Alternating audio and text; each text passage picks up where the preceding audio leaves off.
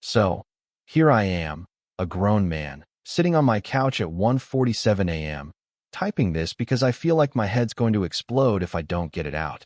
My wife is asleep upstairs, or at least she's pretending to be, and I'm just down here, replaying the last 3 years like a bad movie I can't turn off. We've been married for 6 years. At first, I thought I'd hit the jackpot. She was beautiful, smart, and had this fiery personality that I mistook for passion, but now I'm starting to think was just plain mean. You know when you convince yourself their little digs are cute or just teasing? Yeah, that's how I ignored the first warning signs. The crack started about a year ago. I'd notice her phone lighting up late at night, but when I'd casually ask who it was, she'd roll her eyes like I was some insecure high schooler. She'd say things like, "Wow, can I not have friends? You're so controlling." And the worst part? I'd feel guilty. Me, the guy who just asked a normal question. I guess this is where I should admit something.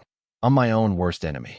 I bend over backward to keep the peace, and that's exactly how she's been able to twist me into a pretzel. I kept telling myself I was overreacting, that she'd never lie to me, that she was too good for that. Turns out, I was setting myself up for a free fall I didn't even see coming. It was a Wednesday night, nothing special. I'd just gotten home from work, completely fried from a day of dealing with a client who thinks deadlines are optional suggestions. I walk in, and my wife is on the couch, laughing into her phone. Not just smiling, laughing. The kind of laugh you give someone you're really into impressing. When she sees me, she hangs up fast. Too fast. I ask, "Who was that?" She says, "Oh, just my cousin." Here's the thing. She doesn't have a cousin named Chris. I know her family. I've been to every Thanksgiving, every awkward reunion.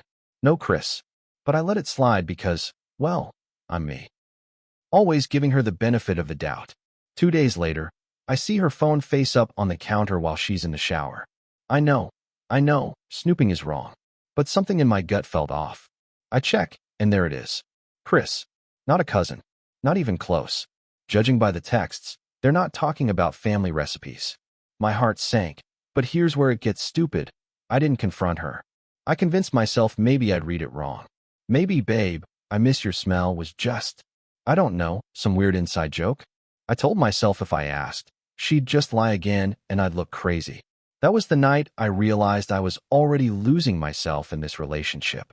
A week later, I couldn't take it anymore. My stomach was in knots. I wasn't sleeping, and every time her phone buzzed, I felt like my chest was caving in. So I did it. I confronted her. I waited until after dinner, thinking maybe if I stayed calm, we could talk like adults. I said, "Hey, I saw those messages with Chris. Can we talk about that?" She doesn't even blink, doesn't look guilty, just tilts her head and gives me this "you're pathetic" smile. "Oh my God," she says, "are you seriously spying on me now? This is what our marriage has come to." I tell her I'm not spying.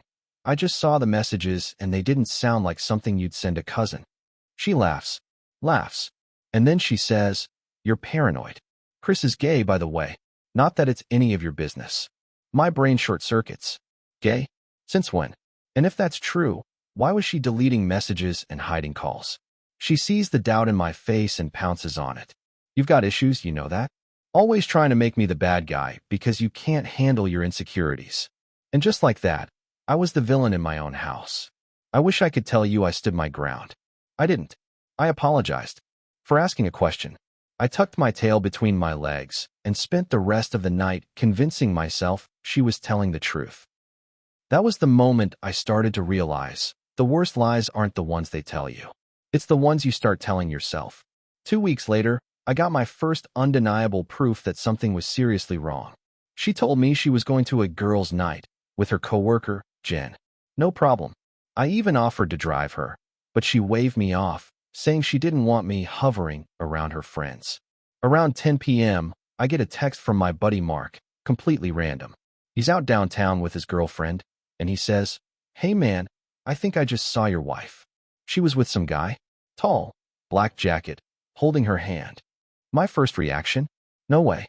Mark must have been mistaken. But then he sends me a blurry picture. Not enough to see faces clearly, but enough to see her red coat, the one she'd left the house wearing, and her long hair pulled into that loose braid she always does. I call her. She doesn't answer. I call again. Straight to voicemail. I text, "Everything okay?" She replies an hour later, "Yeah, still with Jen. You okay?" When she finally came home, I played dumb. Asked if she had fun. She said it was fine, and then went straight to the shower. Her phone stayed in her purse. And here's the kicker. When I casually asked how Jen was doing, she said, "Oh, she's good. Still dating that guy from Canada. Except, Jen broke up with him 3 months ago." I knew because Jen had told me herself. That was when I knew. She wasn't just lying about one thing. She was building a whole alternate reality, and I was the idiot living in it. Before I could even figure out how to confront her about the girls' night, she beat me to the punch, with a plot twist straight out of a soap opera. 3 days later, she storms into the kitchen holding my phone. I'd left it on the counter while grabbing something from the garage. She slams it down in front of me and says, "Who's Emily?" Emily is a coworker.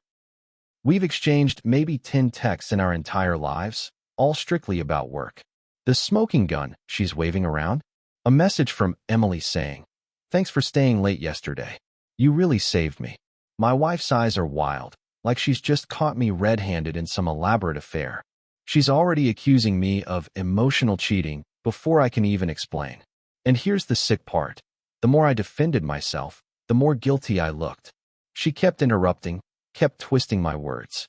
Finally, she says, "See? I knew you were hiding something. You've been projecting this whole time because you're the one stepping out." It hit me then. This wasn't just deflection. This was strategy. She was laying the groundwork to make me the villain in case her own lies came to light. By the end of the night, she'd stormed off to the bedroom, and I was sleeping on the couch in my own house, wondering how the hell I went from suspicious husband to accused cheater in less than a week. And deep down, I knew she was winning. It happened on a Saturday night. She said she was going to her sister's to help with the kids because her brother-in-law was out of town. I didn't even question it. I was too drained from the week. Around 9 p.m., I decided to grab some takeout. On my way back, I stopped at the gas station near the downtown strip. That's when I saw it. Her car, parked 2 blocks away, right outside a dimly lit bar. My heart started pounding, but my brain was scrambling for excuses. Maybe she stopped for a drink with her sister? Maybe she was just, I don't know, passing through. I parked, sat there for 10 minutes, my hands gripping the steering wheel, until she walked out. Not with her sister. Not with anyone I recognized. With Chris. They were close, too close, and when they reached the corner, he kissed her. She didn't pull away. She kissed him back like it wasn't the first time. I don't even remember driving home. I just remember sitting in the dark living room, waiting. When she came in 2 hours later, I asked her straight out, "Where were you?" She didn't miss a beat. At my sister's. That was the moment I knew there was no coming back from this. She could lie to my face without a flicker of guilt. And I finally realized I was never going to get the truth from her unless I stopped playing the fool. I didn't confront her that night. Not directly. I'd learned my lesson. If I came at her with proof, she'd twist it until somehow I was the one apologizing. Instead, I decided to set a trap. The next weekend, she said she had to work late. I nodded, kissed her on the cheek, and told her I'd be at Mark's place playing cards. I wasn't. I parked my car 2 streets over from her office and waited. At 8:13 p.m., she walked out, not alone. Chris was right there, hand on her back like they were glued together. They got into his car, not hers, and drove off. I followed at a distance, feeling like a detective in a bad movie. They went to a hotel. I didn't even need to go inside to know what was happening, but I did, just to remove any doubt. I walked into the lobby, acting like I was waiting for someone, and saw them at the check-in desk. She was smiling at him in a way I hadn't seen in years. I took a picture, walked back out, sat in my car shaking, not from sadness, but from the sheer disbelief that the person I married could look me in the eye, say she loved me, and then go do that. And here's the kicker. When she got home, she acted completely normal, asked me how cards went, kissed me goodnight, and fell asleep like nothing had happened. I knew then she wasn't just lying. She was living a double life, and I was the idiot paying for half of it. I thought I had her cornered. The next morning, I waited until she was sipping her coffee, scrolling through her phone, pretending to be half asleep. I slid my phone across the table with the picture I'd taken at the hotel. She looked at it, blinked once, then laughed. Wow, you were following me? Do you even hear how insane you sound right now? I said, don't play dumb. I saw you with Chris. At a hotel. You checked in together. She leans back, folds her arms, and says, oh, that? Chris was helping me book a room for his sister. She's visiting next month. I just stared at her. My voice cracked when I said, do you expect me to believe that? And here's where she twisted the knife. She said, honestly, at this point, I don't care what you believe. You're so paranoid you're seeing what you want to see. I can't live like this. By the end of that conversation, I wasn't even sure what was real anymore. She'd turned my evidence into proof of my trust issues, and somehow I was the one sitting there defending my mental stability. That's when I realized, with her, truth didn't matter. Only control did. I think deep down, I was still clinging to the hope that maybe I was wrong, that I'd wake up one day and realize I'd overthought the whole thing. But then came the night that ripped that fantasy to pieces. It was a Thursday. I'd gotten home early, and the house was unusually quiet. Her purse was on the counter, phone inside. I don't know what made me check, maybe instinct, maybe stupidity. But there it was, a string of messages from Chris. They weren't just flirty. They were intimate. Inside jokes, private details about our marriage, things I'd told her in confidence that she'd shared with him. The one that broke me was, don't worry, I'll be done with him soon. Just need to get a few things in order. Done with me. Like I was some piece of furniture she was planning to sell when the timing was right. I sat there for an hour, just staring at that message. Not crying, not yelling, just empty. When she came home, she acted like nothing had happened. Kissed me on the cheek, asked what I wanted for dinner. And that's when it hit me. She wasn't going to end this. She was going to keep lying until she decided she was ready to toss me aside. And I couldn't live waiting for that moment like some clueless placeholder. That was the night I decided, if anyone was leaving, it was going to be me. I didn't pack a bag and storm out. I wanted to, but that would have been messy. And messy meant she could twist the story to make me look like the unstable husband who abandoned her. No, I needed clean edges. For the next 2 weeks, I played my role. Smiled when she walked in the room, asked about her day, even kissed her goodnight. Meanwhile, I was quietly moving money into a separate account, scanning all my important documents, and finding a short-term rental that didn't ask too many questions. I even started taking things out of the house in tiny doses, a few shirts here, a book or two there, slipping them into my car when she wasn't looking. The hardest part wasn't the logistics. It was pretending. Pretending I didn't know. Pretending her late nights and whispered calls didn't cut into me like broken glass. Pretending I hadn't already seen the messages where she called me boring and too safe to Chris. By the time I had the keys to my new place, I wasn't angry anymore. I wasn't even sad. I was just done. Whatever fight I had left in me wasn't for her. It was for me. I didn't make a scene. I didn't yell. I didn't throw the photos on the table. I waited until she came home from work, expecting her usual smile and casual lies. I set down my coffee, looked her in the eye, and said, I'm leaving. She laughed, not out of humor, but mockery. Leaving? Where? For what? I just held her gaze. For me. For my sanity. I've had enough of this life where the truth doesn't exist, where you lie to my face every single day. Her face twisted in disbelief. Then anger. Then something like fear. You can't just leave. You're my husband. I shook my head. I was your husband. That's over. She tried to guilt me. Of course she did. She said I'd ruin her life, that she'd tell everyone I was the bad guy. I let her talk. I let her spew. I didn't respond. I just packed the last of my things calmly, handed her the keys to the apartment she wasn't going to have anymore, and walked out. For the first time in years, I felt free. The first few days in the new place were strange. Quiet, empty, and terrifying in ways I hadn't expected. No arguments, no lies, no manipulation. Just me and the echo of everything I'd lived through. I spent hours just walking around my apartment, unpacking slowly, listening to music I hadn't heard in years. It was like rediscovering parts of myself I'd forgotten existed. Parts that weren't afraid, parts that didn't constantly question reality because of her lies. I started journaling again, something I hadn't done since college. Writing down everything I felt, everything I'd bottled up.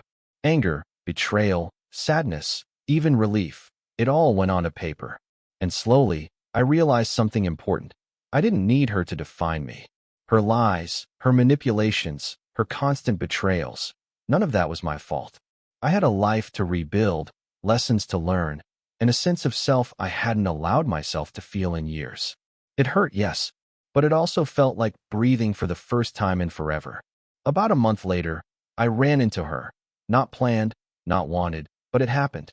I was grabbing coffee on a Saturday morning, headphones in, lost in a podcast about travel and self-improvement, when I saw her across the street with Chris. For a split second, my chest tightened. My first instinct was anger, then a wave of sadness. But something else hit me harder, indifference. She spotted me, did that fake smile, the one that used to make me feel like I was the only man alive. She waved. I nodded, barely. Chris didn't even look up. In that moment, I realized I wasn't against myself anymore. I wasn't fighting my own doubts, my own insecurities. I wasn't the man she wanted me to be. I was just me, and I liked that guy. I kept walking, coffee in hand, headphones in place, and for the first time in years, I felt like I had my own story, one she wouldn't control, one she couldn't rewrite. The weeks that followed were all about reclaiming myself.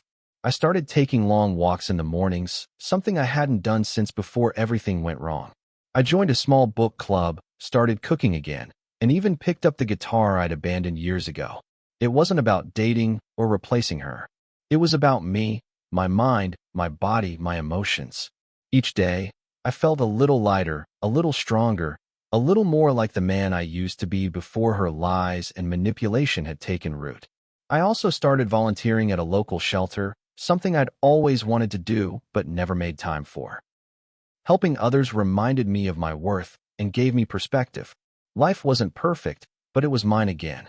Every time I thought about her, about the betrayal, I didn't feel rage anymore. I felt gratitude that I had finally chosen myself over someone who couldn't be honest or loving. That realization became my new foundation, strong, unshakable, and mine alone. Looking back, I realize now that the worst part wasn't her lies, her manipulation, or even the betrayal itself. It was the moment I started believing them, the moment I doubted myself more than I trusted myself. But walking away taught me something priceless. Self-respect isn't negotiable. Trust your instincts, honor your feelings, and never let anyone make you feel small or replaceable. I'm not perfect. I still carry scars from that marriage, and I still remember the nights of doubt and pain.